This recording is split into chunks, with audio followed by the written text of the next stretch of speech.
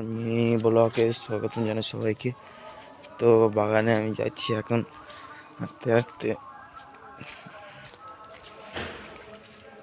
বাগানে যাব, গিয়ে তোমাদের কিছু শেয়ার করবো। চলো, খুব ঠান্ডা পড়েছে, কলেতে জল নিয়ে নিয়েছি।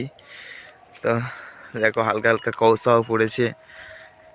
এই ঠান্ডা ওয়েদার বাগানে তো যেতে হবে, বাগানের কাজ পড়ে আছে। তো বাগানে যাব, আমি দেখাবো তোমাদেরকে পুরো।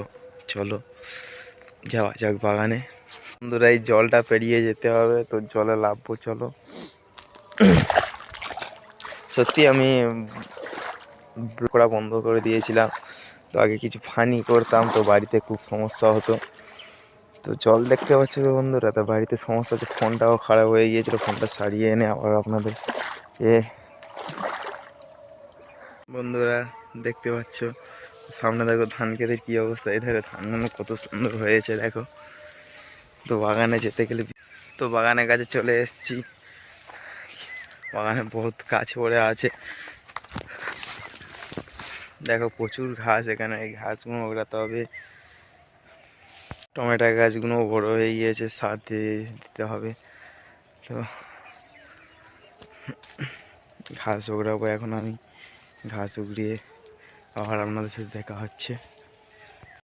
এই ধারে দেখো টমেটো গাছগুলো ভালো ফলনও হয়েছে। টমেটো গাছের পাতা কাটতে হবে, গাছ বাঁধতে হবে, কাজ করে নিতে হবে। আবার তোমাদের সাথে দেখা হচ্ছে এর পরের ভিডিওতে।